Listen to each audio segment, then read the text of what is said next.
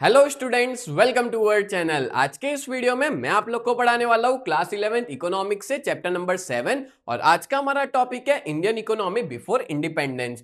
ये वाला टॉपिक ना काफी ज्यादा मोस्ट इंपॉर्टेंट टॉपिक है, आप लोग को एग्जाम में देखने को मिलेगा। ठीक है, और ये टॉपिक की मार्किंग स्कीम की बात करें तो ये टॉपिक 5 मार्क का आता है और 5 मार्क्स के अंदर इसमें टोटल ना 13 पॉइंट्स है। तो हेड पॉइंट्स एग्जाम में सारे लिखने होते हैं और अंदर जो एक्सप्लेनेशन है ना वो आप 5-7 पॉइंट का आराम से कर सकते हो। और 5 मार्क के क्वेश्चन के लिए आपको 2 पेज लिखने जरूरी होते हैं। तो ये तो मैंने आपको मार्किंग स्कीम की बात कर दी। तो ये टॉपिक को समझने के लिए ये वाला वीडियो पूरा एंड तक जरूर देखना। आगे बढ़ने से पहले मैं आप लोग को बता दूं कि अगर आप लोग ने अभी तक हमारी चैनल को सब्सक्राइब नहीं किया ना तो इसमें आपका ही नुकसान है, बिकॉज जब तक आपका 11-12 फिनिश नहीं हो जाता तब तक मैं आपके लिए वीडियोस बनाता रहूंगा। तो चैनल को जरूर सब्सक्राइब करें और डिस्क्रिप्शन के अंदर ना एक व्हाट्सएप ग्रुप की लिंक देके रखिए, आप सभी लोग उसमें ज्वाइन कर सकते हो, जिसके बेसिस पे आपको कोई भी वीडियो आएगा ना तो उस ग्रुप में हम लोग अपडेट तुरंत दे देंगे और फ्री ऑफ कॉस्ट आप उस ग्रुप में ज्वाइन हो सकते हो। एक और बात बता दूं, अगर आप लोग अपने 11th की प्रिपरेशन बहुत बढ़िया तरीके से करना चाहते हो ना तो आप लोग हमारी न्यू बैच में ज्वाइन हो सकते हो, जहां पे हम लोग चारों सब्जेक्ट बहुत बढ़िया तरीके से पढ़ाते हैं, अकाउंट, स्टैट्स, इकोनॉमिक्स और ओसीएम। तो जरूर हमारी इस बैच में आप लोग ज्वाइन हो जाइए। तो चलिए शुरुआत करते हैं आज के हमारे इस टॉपिक की, इंडियन इकोनॉमी बिफोर इंडिपेंडेंस।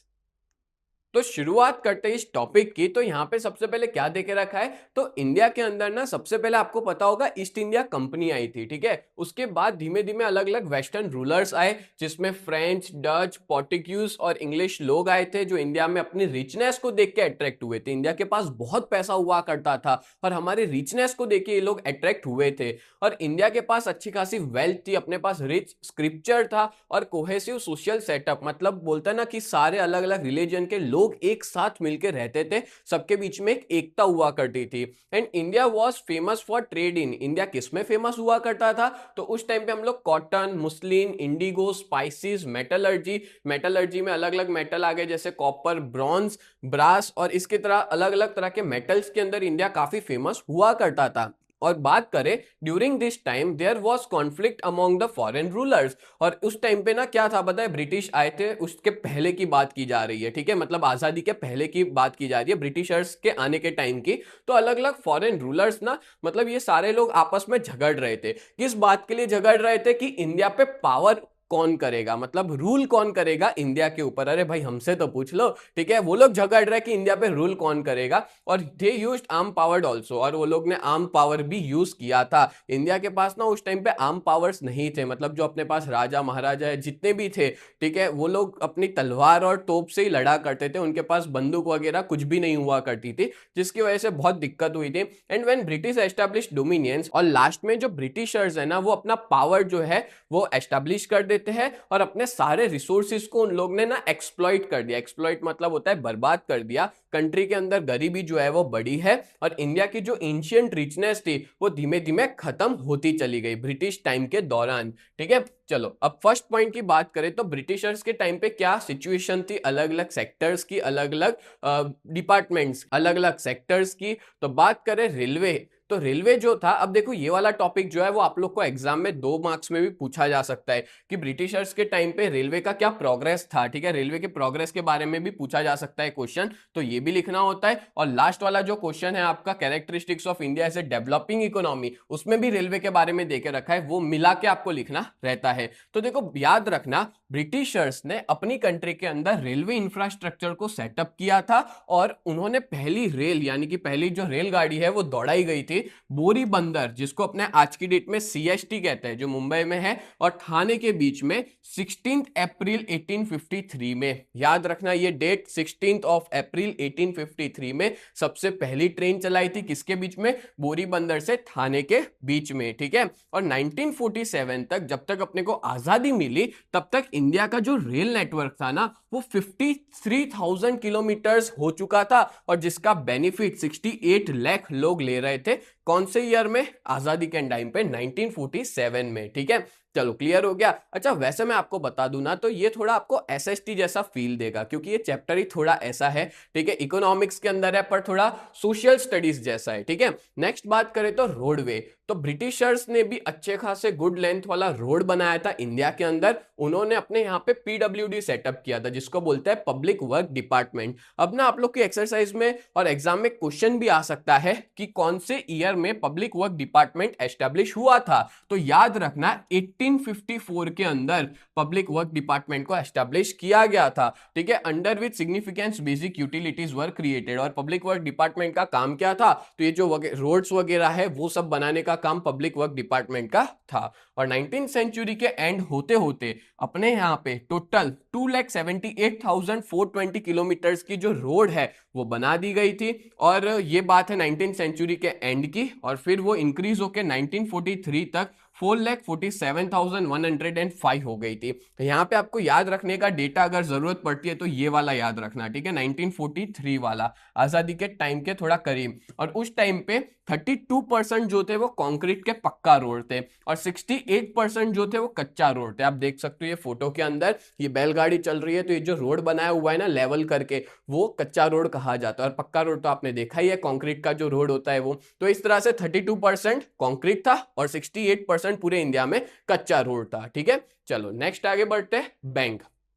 तो बैंक की बात करें तो इंडिया में जो प्राइवेट सेक्टर बैंक है वो शुरू हो गई थी 1770 से। कौन से ईयर से शुरू हो गई थी, 1770 से प्राइवेट बैंक की शुरुआत हो गई थी। और 1946 के अंदर हमारी कंट्री में जब आजादी मिली उस टाइम पे 700 से भी ज्यादा बैंक एग्जिस्ट किया करती थी, 700 से भी ज्यादा बैंक हुआ करती थी इंडिया में। और जो अपनी कंट्री में आरबीआई अपने जिसको कहते हैं रिजर्व बैंक ऑफ इंडिया, वो उसको ना एपेक्स बैंक कहा गया। और ये सेटअप हुई थी 1935 के अंदर। कौन से ईयर में, 1935 के अंदर इसको सेटअप किया गया था। और पता है आपको उस टाइम पे RBI private paid up capital total 35 crore रुपए से शुरू किया था। मतलब सोचो उस टाइम पे 35 करोड़ की कितनी ज्यादा वैल्यू हुआ करती होगी कि उसको 35 करोड़ में आरबीआई को सेटअप किया था। Then social structure. तो सोशल स्ट्रक्चर की बात करें तो अपनी कंट्री में ना ब्रिटिशर्स के टाइम पे कुछ गलत सोशल स्ट्रक्चर चलते थे जिसको एबोलिश कर दिया। और ब्रिटिश रूल्स ने, जैसे कि प्रिवेंशन ऑफ फीमेल इन्फेंटिसाइड, सती प्रथा, ठीक है, मतलब कि जो फीमेल्स का जो जैसे ही बॉर्न होते थे उनको मार दिया जाता था, उसको रोका उन्होंने। फिर सती प्रथा जो चलती थी, सती प्रथा मतलब आप देख सकते हो कि अगर कोई वाइफ है, उसका हस्बैंड डेथ हो जाती है तो वाइफ को भी मर जाना होता था, जो चिता होती थी उसमें बैठ के जिंदा। मतलब लोगों ने ही ऐसी सिस्टम बनाई थी कि वाइफ को भी कोई हक नहीं है जीने का, ठीक है। तो इस तरह से अपने पुराने टाइम पे ऐसी सब चीजें चला करती थी जो ब्रिटिशर्स ने आके बंद कर दी, ठीक है। चलो नेक्स्ट आगे बात करें तो एग्रीकल्चर। हाँ, इंडिया का जो एग्रीकल्चर सेक्टर है ना वो भी काफी ज्यादा सफर हो रहा था, बिकॉज उस टाइम पे बहुत ज्यादा रिवेन्यू चार्ज किया जा रहा था। और रिवेन्यू चार्ज करने के लिए वो लोग जमींदारी सिस्टम का यूज कर रहे थे ब्रिटिशर्स लोग, ठीक है। लैंडलॉर्डशिप और ऐसे अलग अलग एक्ट लाए थे। और ये जितनी भी चीजें वो लोग लाए थे ना ब्रिटिशर्स, उससे एक्सप्लॉइटेशन हो रहा था। मतलब जितने भी फार्मर्स है या छोटे मोटे फार्मर्स है या लेबरर्स है, उनको उनका शोषण हो रहा था, उनके साथ गलत हो रहा था, ठीक है। उनको बोलते हैं ना कि एक्सप्लॉइट कर दिया जा रहा था, बर्बाद कर दिया जा रहा था। और इसी वजह से एग्रीकल्चर सेक्टर में धीमे धीमे पॉवर्टी बढ़ना शुरू हुई। बाकी अपनी कंट्री का एग्रीकल्चर सेक्टर सबसे बेस्ट था, मतलब बहुत पैसा हुआ करता था फार्मर्स के पास। बट धीमे धीमे ब्रिटिशर्स आने के बाद क्या हो गया, ये पूरा खत्म होता चला गया, गरीबी बढ़ती चली गई। And to give an example, after industrial revolution in Britain, British made, देखो एक एग्जांपल यहां देके रखा है कि ब्रिटेन में ना इंडस्ट्रियल रिवॉल्यूशन हुआ, इंडस्ट्रीज काफी तेजी से बढ़ना स्टार्ट हो गई। तो ब्रिटिश लोगों ने क्या कहा सारे फार्मर्स को कि एक काम करो, सभी फार्मर्स इंडिगो उगाओ। मतलब उनसे जबरदस्ती इंडिगो उगवाया, ठीक है उनको, क्योंकि ब्रिटेन के अंदर क्या था, जो टेक्सटाइल इंडस्ट्री थी ना उनको चाहिए था इंडिगो। बेसिकली इंडिगो जो क्रॉप होता है ना उससे बनाए जाते हैं अलग अलग कलर्स, ठीक है, डिफरेंट कलर्स बनाए जाते हैं। तो जबरदस्ती सारे फार्मर से इंडिगो उगवाया गया, ठीक है। अब सीधी सी बात है, फार्मर के पास इतना पैसा नहीं था, तो फार्मर ने गवर्नमेंट से लोन ली, काय के लिए, इंडिगो को उगाने के लिए। बट हुआ क्या, ब्रिटिश गवर्नमेंट, उन्होंने इंडिगो तो उगाया पर ब्रिटिश गवर्नमेंट ने उतना पैसा ही नहीं दिया। जो क्रॉप था जितना मिलना चाहिए उतना पैसा ही नहीं मिला, और उससे क्या हो गया, फार्मर्स को लॉस हो गया। अब फार्मर्स को लॉस हुआ, और दूसरी बात जो ब्रिटिश गवर्नमेंट ने उनकी लोन जो है उसको माफ नहीं किया, वेव ऑफ नहीं किया, ठीक है। तो इसकी वजह से फार्मर्स जो है वो डे बाय डे कर्जे में डूबते चले गए, और कुछ फार्मर ने अपनी जमीन भी क्या कर दी, खो दी गई, ठीक है। सारी ब्रिटिश गवर्नमेंट ने उनकी जमीन ले ली। तो ऐसा सब बहुत होने लग गया। फिर लैंड रिवेन्यू की बात करें तो ईस्ट इंडिया कंपनी के पास राइट था कि वो लैंड रिवेन्यू कलेक्ट करे राजा के पास से, ठीक है, ध्यान से सुनना। ईस्ट इंडिया कंपनी के पास हक था कि वो राजा के पास जाकर के रिवेन्यू कलेक्ट करे। और उनको ये भी राइट दी गई थी ईस्ट इंडिया कंपनी को कि वो लैंड रिवेन्यू कलेक्ट करे जो भी फार्मिंग लैंड है उनके ओनर से, यानी कि फार्मर्स से या जो लैंडलॉर्ड होते थे उनसे भी वो लोग रिवेन्यू कलेक्ट करते थे। अब हुआ क्या, later on British government I, British government भी लैंड रिवेन्यू कलेक्ट करने लग गई। तो अब यहाँ पे होता क्या था पता है, फार्मर जो होता था ना वो तो राजा को भी रिवेन्यू दे रहा है, फिर राजा ईस्ट इंडिया कंपनी को देता था, प्लस वो फार्मर ब्रिटिश गवर्नमेंट या तो ईस्ट इंडिया कंपनी को डायरेक्ट भी दे रहा है। तो इससे क्या हो गया, गरीबी बढ़ती चली गई। और ब्रिटिश गवर्नमेंट जब आई ना तब लैंड रिवेन्यू कलेक्ट किया जाता था फार्मर से जमींदार के थ्रू। मतलब ब्रिटिश गवर्नमेंट जमींदार पे दबाव डालते थे कि जाओ और सारे फार्मर्स के पास जा करके आप लैंड रिवेन्यू कलेक्ट करके आओ, ठीक है। और जो भी फार्मर्स नहीं दे पाता था लैंड रिवेन्यू, ठीक है, उनको पनिशमेंट दी जाती थी, या तो उनकी जो लैंड है उसको छीन लिया जाता था उनके पास से, या तो फाइन्स लगाए जाते थे। और आपको पता है लैंड रिवेन्यू कितना हुआ करता था, लैंड रिवेन्यू जो था ना वो उन्होंने जो फसल उगाई है उसका आधा, ठीक है, मतलब सोचो जो भी फसल उगाई उसका आधा उनको दे देना है in the form of revenue. मतलब कोई ऐसी अमाउंट नहीं होती थी, जितना उगाया उसका आधा दे देना पड़ेगा जो भी जमींदार है, और जमींदार फिर गवर्नमेंट तक पहुंचाएगा। तो इस तरह की सिस्टम चलती थी जिससे धीमे धीमे अपने इंडिया के फार्मर्स जो है वो गरीब होते चले गए, पॉवर्टी, कर्जे में डूब गए, ठीक है। तो ये बहुत खराब चीज थी उस टाइम पे। देन बात करें high rate of taxes, yes, British government के टाइम पे ना टैक्सेस में बहुत भेदभाव हुआ करता था। दादा भाई नौरोजी जो एक हिस्टोरियन थे वो ऐसा कहते हैं कि पता है ब्रिटिशर्स जब आए थे मतलब उस टाइम के दौरान 1876 के अंदर जो रिच लोग हैं ना वो 8% टैक्स देंगे। सुनना ध्यान से, रिच लोग 8% टैक्स देंगे और नेशनल इनकम के अंदर जो भी टैक्स देना होता है, जबकि इन जो गरीब लोग हैं पुअर इंडियंस है, ठीक है, उनको 15% टैक्स देना है। भाई ये क्या बात हुई, अमीर लोग से 8% टैक्स ले रहे हैं और गरीब लोग से 15% टैक्स ले रहे हैं, ठीक है। ये तो सीधी सीधी ना इंसाफी है, ठीक है, ये तो गलत चीज है कि अमीर लोगों से ज्यादा लेना चाहिए और गरीब लोगों से कम लेना चाहिए, जबकि उल्टा था, गरीब लोग से ज्यादा ले रहा और अमीर लोग से कम टैक्स लिया जा रहा है, ठीक है। तो ये बहुत गलत सिस्टम चलती थी जिससे धीमे धीमे गरीब लोग और गरीब हो गए और अमीर लोग अमीर होते चले गए। देन बात करें high rate of excise and custom. अच्छा, एक्साइज ड्यूटी तब लगती है जब कंट्री के अंदर चीजें बेची जाए, और कस्टम ड्यूटी जब लगती है जब कंट्री के बाहर कोई चीजों को बेचा जाए, एक्सपोर्ट इंपोर्ट में, ठीक है। तो अब देखो इन्होंने क्या किया, जो एक्साइज ड्यूटी थी ना वो बहुत ज्यादा लगा दी। कुछ ऐसी चीजें जो जरूरी होती थी उन सब पे बहुत ज्यादा एक्साइज ड्यूटी लगा दी, जैसे मैचिस, जो क्योंकि देखो उस टाइम पे खाना पकाने के लिए माचिस का यूज होता था, ठीक है, तो माचिस को इन्होंने क्या कर दिया, महंगा कर दिया, हाई एक्साइज लगा दी। शुगर, स्टील, सिल्वर, इन सब पे बहुत ज्यादा इन्होंने टैक्सेस लगा दिए, एक्साइज ड्यूटी लगा दी, ठीक है। अब सॉल्ट जो इंडिया में बहुत इजीली अवेलेबल था क्योंकि अपने इंडिया के पास बहुत बड़ी कोस्ट लाइन है, और जो नमक है ना वो तो आसानी से मिल जाता है, ठीक है। तो नमक जैसी चीजों पे उन्होंने उसको इलीगल बता दिया कि नमक अब आपको नहीं बेचना है, ये इलीगल हो गया। इंडियंस जो है वो अब नमक का प्रोडक्शन नहीं कर सकते अपने सी शोर्स पे, ठीक है। उन्होंने उस ट्रेड को मोनोपोलाइज कर दिया, मतलब जो नमक का जो बिजनेस था उसको मोनोपोलाइज कर दिया। मोनोपोलाइज मतलब होता है कि कोई बेच नहीं सकता, कोई भी इंडियन नमक को नहीं बेच सकता, ठीक है। अब हुआ क्या, उन्होंने अपने इंडिया के अंदर उनकी कंट्री से इंपोर्ट करवाया सॉल्ट। सोचो, जो चीज अपने यहाँ पे बहुत आसानी से अवेलेबल थी वो उनकी कंट्री से इंपोर्ट करवाई जा रही है, और यहाँ पे आएगी महंगी हो जाएगी, और वो लोग उसके ऊपर हाई कस्टम ड्यूटी लगाने लग गए, ठीक है। क्योंकि सीधी सी बात है, नमक बहुत इजीली अवेलेबल था, मतलब ऐसा कहो सबसे सस्ती चीज भी नमक है, ठीक है, इंडिया के अंदर, वो महंगा कर दिया, कस्टम ड्यूटीज को बढ़ा दिया, ठीक है, और एक एक्सपेंसिव कॉमोडिटी बन गई पुअर इंडियंस के लिए। अब आप सोचो नमक के बिना कभी खाना खा के देखना, ठीक है, आप डेफिनेटली मैं कहूंगा आपको नहीं भाएगा, क्योंकि नमक के बिना खाना एकदम फीका हो जाता है, ठीक है।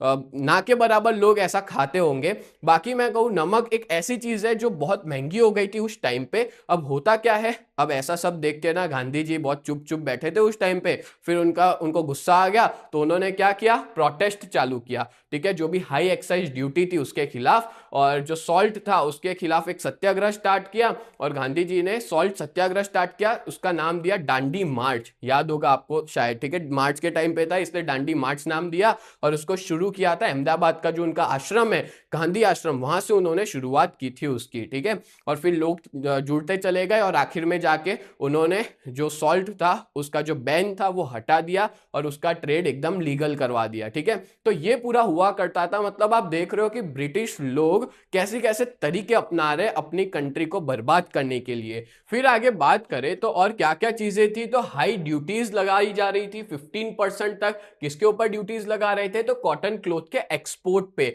ठीक है। हम लोग जो भी कॉटन क्लोथ एक्सपोर्ट करते थे ना उस पर 15% ड्यूटीज। मतलब आप ऐसा समझ लो कि एक्सपोर्ट महंगा हो जाएगा। हम लोग बहुत सारी कंट्रीज में एक्सपोर्ट करते थे और इस तरह से उन्होंने अपनी कॉटन इंडस्ट्रीज थी ना उसको सेटबैक फेस करना पड़ा। धीमे धीमे वो इंडस्ट्री खत्म होती चली गई, एक्सपोर्ट करना बंद कर दिया। अब हुआ क्या, तो उसके बाद जो कॉटन क्लोथ का इंपोर्ट था मैनचेस्टर इन इंग्लैंड, अब मतलब इंग्लैंड से हमारा इंपोर्ट स्टार्ट हो गया इंडिया के अंदर, और वो भी बहुत कम इंपोर्ट टैरिफ पे। मतलब अगर मैं इंपोर्ट करूंगा ना तो 2.5% मेरे को पड़ेगा, ठीक है। मतलब बहुत कम इंपोर्ट टैरिफ पे उन्होंने हमारी कंट्री में इंपोर्ट करना स्टार्ट कर दिया और अपने जो एक्सपोर्ट करते थे वो बंद हो गया। अब सीधी सी बात है, एक्सपोर्ट बंद हो गया और इंपोर्ट ज्यादा है, तो अपनी कंट्री का जो पैसा था, वेल्थ थी, वो अब उनके पास जाने लग गई, ठीक है। And the British want to export India's long staple cotton to England. अब वो क्या करते थे कि लॉन्ग स्टेपल कॉटन मतलब जो अपने कपड़ा होता है ना, ठीक है, वो कपड़े को उनकी कंट्री में भेजते थे, ठीक है। वो चाहते थे कि उनकी कंट्री में भेजे और वो लोग मैन्युफैक्चर करते थे, कपड़े बनाते थे। जैसे ये टी शर्ट है, ठीक है, ये टी शर्ट किस में से बनी है, तो एक लंबे कपड़े में से बनती है। शायद आपको पता होगा, अपने कभी शादी के कपड़े सिलवाने जाते या फॉर्मल शर्ट या पैंट या कुछ भी सिलवाने जाते हैं तो एक सीधा कपड़ा होता है, अपने उस कपड़े के ऊपर से बनाते हैं, ठीक है, टांके के ऊपर से बनाते हैं। अब हुआ क्या कि ब्रिटिशर्स ने वो क्लोथ अपनी कंट्री में मंगाया और उस कंट्री में एकदम कंप्लीट टी शर्ट बना के अपनी कंट्री में भेजना चालू कर दिया। मतलब ऐसा समझ लो, रॉ मटेरियल्स ले रहे हैं और मैन्युफैक्चर करके वो अपनी कंट्री में ही बेच रहे हैं। तो इंडिया का रॉ मटेरियल्स अब एक्सप्लॉइट होने लग गया। ब्रिटिश इंडस्ट्री जो है वो उनकी इंडस्ट्री अब आगे बढ़ने लग गई at the cost of Indian industry. मतलब जानबूझ के इंडिया की इंडस्ट्री को पीछे किया और अपनी कंट्री की इंडस्ट्री को आगे बढ़ाया। कैसे, तो अपनी कंट्री के रॉ मटेरियल सस्ते में खरीदते थे और उसको बना के महंगे में गुड्स यहां पे बेचा करते थे, तो जिससे फायदा उनकी ही कंट्री की इंडस्ट्री को हुआ। क्लियर। तो हाई रेट ऑफ टैक्सेस और कस्टम ने बहुत बर्बाद कर दिया। आगे बढ़ने से पहले मैं आप लोग को बहुत इंपॉर्टेंट इंफॉर्मेशन देना चाहता हूं। अगर आप लोग 11 जीएसईबी कॉमर्स में हो और अपनी प्रिपरेशन बहुत ही बढ़िया तरीके से करना चाहते हो ना, तो आप लोग हमारी इस बैच में ज्वाइन हो सकते हो। हमारी बैच का नाम है न्यू बैच, जहां पे हम लोग 4 सब्जेक्ट पढ़ाते हैं, अकाउंट, स्टैटिस्टिक्स, इकोनॉमिक्स और ओसीएम। और इन चारों सब्जेक्ट के आपको लाइव लेक्चर्स भी हम मिल जाएंगे। मतलब मंडे टू सैटरडे हर रोज लाइव लेक्चर्स पढ़ाते हैं, as well as recorded videos भी प्रोवाइड करते हैं। आपको यहाँ पे रेगुलर टेस्ट दे पाओगे, साथ में हैंड रिटन नोट्स मिल जाएंगे, 24/7 डाउट सॉल्यूशन प्रोवाइड किया जाता है। और इस पूरे बैच की प्राइस जो है वो बहुत ही ज्यादा रिजनेबल है, 2999 पूरे साल के लिए, जब तक आपका 11th फिनिश नहीं हो जाएगा तब तक के लिए। और हमारी बहुत ही बढ़िया सी टीम है। मैं आप लोग को इकोनॉमिक्स और ओसीएम पढ़ाऊंगा, कल्पेश सर आपको अकाउंट्स पढ़ाएंगे, हिमल सर आपको स्टैटिस्टिक्स पढ़ाएंगे। और अगर आप लोग इस बैच के बारे में और ज्यादा डिटेल में पता लगाना चाहते हो तो आप लोग हमारी वेबसाइट को विजिट कर सकते हो। हमारी वेबसाइट का नाम है www.ugt.co.in। इस वेबसाइट पे आप लोग विजिट कर सकते हो। एज वेल एज अगर आप लोग ने अभी तक हमारी ऐप को डाउनलोड नहीं किया है तो प्ले स्टोर पे जाकर के UGT नाम से आप सर्च कर सकते हो, प्ले स्टोर पे अवेलेबल है, जाके डाउनलोड कर लीजिए। और अगर आप लोग आईफोन यूजर हो तो ऐप स्टोर के ऊपर माई इंस्टीट्यूट के नाम से अवेलेबल है, आप वहां पे जाकर के भी डाउनलोड कर सकते हैं। और उसका ORG कोड है VUGKX, उसका ORG कोड है, ठीक है। और अगर आप लोग हमारा कांटेक्ट करना चाहते हो, अपने पेरेंट्स की बात करवाना चाहते हो, तो हमारा कांटेक्ट नंबर है 7202012221। ये हमारे ऑफिस का कांटेक्ट नंबर है, इस पे आप लोग कांटेक्ट कर सकते हो। सच बता रहा हूं, इस बैच में अगर आप ज्वाइन हो जाते हो ना तो आपका बहुत ही बढ़िया रिजल्ट आएगा। अभी तक बहुत सारे ऐसे बच्चे हैं जो इस बैच में जुड़ चुके हैं और बहुत से ऐसे भी बच्चे हैं जो ऑफलाइन में भी ट्यूशन जाते हैं और अपने बैकअप के लिए वो लोग हमारी इस बैच में जुड़े हुए हैं और जिनका रिजल्ट भी बहुत अच्छा खासा आ रहा है। तो जल्द से जल्द आप लोग हमारी इस बैच में जुड़ जाइए, जिसमें आपका ही फायदा है। चलो आगे बढ़ते हैं नेक्स्ट टॉपिक पे। देन है इंडस्ट्रियल पॉलिसी। अच्छा, अब इंडस्ट्रियलाइजेशन हुआ था, इंडस्ट्रियल रिवॉल्यूशन हुआ था 1750 से 1830 के बीच में। ये डेट याद रख लेना, इंडस्ट्रियल रिवॉल्यूशन इस पीरियड में हुआ था। और उस पीरियड में जो ईस्ट इंडिया कंपनी है उन्होंने अपना रूल इंडिया में स्टार्ट किया था, रूल करना स्टार्ट किया था। और 1858 में ब्रिटिश गवर्नमेंट आती है और वो अपना रूल जमा देती है पूरे इंडिया के अंदर। और ब्रिटिश गवर्नमेंट ने ऐसी पॉलिसी एडॉप्ट की थी जिससे अपने इंडियन इन्वेस्टर्स जो है वो अपना कॉन्फिडेंस खो बैठे, यानी इंडियन इन्वेस्टर्स अब इन्वेस्ट ना करे अलग अलग चीजों के अंदर, ठीक है। और जो इंडियन इंडस्ट्रीज का डेवलपमेंट था ना वो लॉपसाइडेड हो गया। लॉपसाइडेड मतलब कि डूबता चला गया in characters in the sense that only some light and consumer goods industry were started. और इसी वजह से थोड़ी बहुत लाइट और कंज्यूमर गुड्स इंडस्ट्री शुरू की गई थी, पर उस पर भी कोई ध्यान नहीं दिया गया। कोई तरह का मशीन मैन्युफैक्चरिंग पे इंडिया में ध्यान नहीं दिया। मशीन मैन्युफैक्चरिंग, हैवी इंजीनियरिंग या हैवी केमिकल इंडस्ट्री, ये सारी उनकी कंट्री में होती थी। अपनी कंट्री में उन्होंने ऐसी सारी इंडस्ट्री सेटअप ही नहीं की। और जो बेसिक और की इंडस्ट्रीज थी ना वो भी नहीं थी इंडिया में। मतलब ऐसा समझ लो आजादी तक हमारी कंट्री में बड़ी इंडस्ट्रीज ना के बराबर थी, सारी की सारी इंडस्ट्रीज उनकी कंट्री में थी, ठीक है। और उन्होंने कैसी पॉलिसी अपनाई थी, सारे रॉ मटेरियल्स इंडिया से जाएंगे ब्रिटेन में, और वो लोग जो भी गुड्स बनाएंगे और ब्रिटेन से वो वापस कहां बेचेंगे, इंडिया में। तो सीधी सी बात है, नुकसान तो हमारा ही है ना। रॉ मटेरियल्स को सस्ते दाम में खरीद रहे और फिनिश गुड्स बना के हमको ही बेच रहे और पूरी दुनिया में बेच रहे। तो इससे क्या होगा, अपनी कंट्री का जो वेल्थ है, पैसा है, वो सारा का सारा उनके पास जाने लग गया, ठीक है। फिर क्या होता है, इकोनॉमिक एक्सप्लॉइटेशन। अब देखो उनकी इकोनॉमी को बेनिफिट हो ना, इसलिए ईस्ट इंडिया कंपनी ने शुरुआत के अंदर और उसके बाद लेटर ब्रिटिश गवर्नमेंट ने ऐसी पॉलिसीज को एडॉप्ट किया जिससे अपना इंडियन रिसोर्स जो है वो खत्म होता चला गया, सब कुछ बर्बाद होता चला गया। और ब्रिटिश इंडस्ट्रीज प्रमोट हो गई, उनकी इंडस्ट्रीज आगे बढ़ गई, उनकी इकोनॉमी आगे बढ़ गई। और हमारी कंट्री की इकोनॉमी धीमे धीमे गिरती चली गई, क्योंकि सारे के सारे रिसोर्सेज तो कौन ले जा रहा था, उनकी कंट्री वाले ले जा रहे थे, ठीक है। और Indian agriculture was exploited by high land revenue. और जो भी इंडियन एग्रीकल्चर था वो भी हाई लैंड रिवेन्यू से जूझ रहा था, क्योंकि अब हर फार्मर को 50% in the form of tax देना पड़ता था उनको। 50% तो काफी ज्यादा हुआ, ठीक है, लैंड रिवेन्यू देना पड़ता था। तो और राजा को भी दो प्लस ये ब्रिटिश गवर्नमेंट को भी दो, तो जो फार्मर्स होते थे उनके पास कुछ बचता ही नहीं था, तो वो लोग खाएंगे क्या। तो बहुत से फार्मर सुसाइड्स वगैरह भी कर लेते थे, बहुत सारे कर्जे में डूब जाते थे, ठीक है। देन है नंबर 11, एक्सप्लॉइटेशन ऑफ आर्टिशियंस। अब ईस्ट इंडिया कंपनी जो थी ना वो बहुत बेकार थी, ठीक है। उन्होंने अपने आर्टिशियंस, मतलब अपने इंडिया के अंदर ना गजब आर्टिशियंस हुआ करते थे, आर्ट बहुत फेमस था इंडिया का। तो वो लोग क्या करते थे, हमारे यहाँ पे जो भी आर्टिशियंस थे उनको 15 to 40% कम दाम में, सोचो 15 से 40% कम दाम में वो आर्ट को खरीदते थे, वो जो भी आर्ट वगैरह बनाते थे, ठीक है। ये चिकनकारी करके ऐसा है, कुछ वर्क होता है वो करते थे। और ऐसे काफी सारी चीजें थी, मुस्लिम जो बनाया जाता था, ऐसी काफी सारी चीजें थी जो बहुत कम प्राइस पे लोग खरीदते थे। फिर वो बेचते थे पूरे वर्ल्ड में जाके महंगे दामों में, हायर प्राइस में बेचा करते थे और ज्यादा प्रॉफिट अर्न करते थे। तो सीधी सी बात है, ब्रिटिश गवर्नमेंट बाद में उन्होंने भी सेम चीज यही की और अपने इंडिया के अंदर क्या किया, start selling in India cheap goods manufactured in England. सस्ते गुड्स अपनी कंट्री में बना के यहाँ पे बेचते थे, ठीक है। अब क्या होगा, सस्ते गुड्स अपने यहाँ पे बेचेंगे तो अपनी कंट्री के जो छोटे इंडस्ट्री वाले हैं उनके गुड्स महंगे होंगे और इंग्लैंड के गुड्स सस्ते होंगे, तो लोग क्या करेंगे, सस्ते गुड्स को ही खरीदेंगे, इंग्लैंड के गुड्स को खरीदेंगे। तो स्मॉल स्केल इंडस्ट्री भी धीमे धीमे बंद होना चालू हो गई, रूइंड यानी कि बर्बाद हो गई, ठीक है। तो आर्टिशियंस को इन्होंने बहुत, आर्टिशियंस के साथ गलत किया, फिर स्मॉल स्केल इंडस्ट्रीज के साथ भी इन्होंने काफी गलत किया। देन आगे बात करें नंबर 12, इन्वेस्टमेंट पैटर्न। अच्छा ये चीज भी बता दूं कि इन्होंने ना इन्वेस्टमेंट अपनी कंट्री में उन्हीं जगहों पे, उन्हीं चीजों पे किया है जिससे उनका फायदा हो, अपना फायदा उन्होंने कभी देखा ही नहीं है। क्योंकि उनको चाहिए थे civil engineers public work department के लिए, तो इंडिया में सिविल इंजीनियरिंग की उन्होंने शुरुआत की थी, क्योंकि पब्लिक वर्क डिपार्टमेंट में कौन काम करेगा, तो अपने ही लोग थे। तो इंडिया और ब्रिटेन के अंदर चाहिए तो होते थे पब्लिक वर्क डिपार्टमेंट में लोग, तो सिविल इंजीनियरिंग स्टार्ट की थी, सिविल इंजीनियर्स को पढ़ाना स्टार्ट किया था। और कभी भी उन्होंने साइंस और टेक्नोलॉजी रिलेटेड स्टडी नहीं की थी, इसलिए पता है देश आजाद हुआ ना तब अपना साइंस टेक्नोलॉजी कुछ भी नहीं था, अपने पास खुद का कोई रॉकेट नहीं था। आप लोग ने शायद कभी फोटोज वगैरह देखे होंगे, देश आजाद हुआ तब इसरो जब बना था तो उस टाइम पे जो हमारा पहला रॉकेट जाने वाला था वो साइकिल पे उसके स्पेयर पार्ट्स ले जाए जा रहे थे। सोचो इतनी गरीबी हुआ करती थी,